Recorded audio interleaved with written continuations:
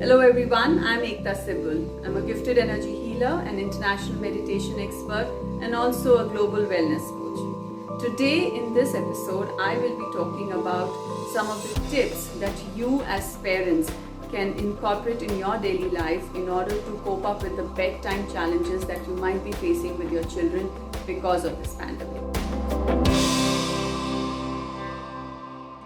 So this pandemic has taught us many things.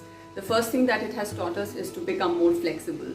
And I'm sure that all of you are adapting to the changes and to the newness of it every single day. Apart from that, this pandemic has also brought about many challenges. Now, there has been a lot of research done since the pandemic had hit us on different age groups of people, and children was also one of the age group that the research and the studies were done on. And it was found that almost 60% of children were facing bedtime challenges, sleep disorders, nightmares, and many other issues which were preventing them from having a good night's sleep, or they were finding it hard to wake up on time in the morning. And this has been a common thing, across the world. So the only solution to it is finding ways by which we can make our children feel more comfortable to sleep on time and feel more safe in order to have a good night's sleep. So starting with the first tip, that is basically being patient, being calm, listening to your child, and not just the words that they speak, but also when they don't speak, which is all about observing them, that what they are doing, why they are doing it, and just being, just reassuring them of the whole situation. So that's the first thing that you need to do, which is just be calm, just be patient. Everything can be handled, everything has a solution. Apart from that, being a role model to your child. Now, we all know that children learn by observing the adults, observing their parents, and it's very important to let them know that any crisis or any difficult situation has a solution, and every situation can be handled by being calm. Now, at times we do lose our patience, we do lose our temper as well. But that can also make the child think that this is the only way to handle a difficult situation. So every time you become aggressive with your child is also picking up that trait. And maybe they might, express their aggressiveness in some way or the same way that you had expressed it in. So it's important to show them that every difficult situation can also be handled by just being calm, by just being patient. The second tip is be aware of how you discuss about COVID-19. The way you talk about COVID-19 can either increase or decrease the fear in a child. So be aware of how you're talking about it. It's important to reassure your child that your family is safe and the family is healthy.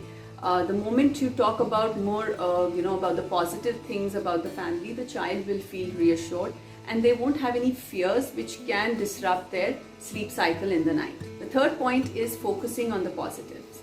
It's all about celebrating those small moments that you have with each other, celebrating those small extra moments that you get to spend with each other, making it as much fun as possible.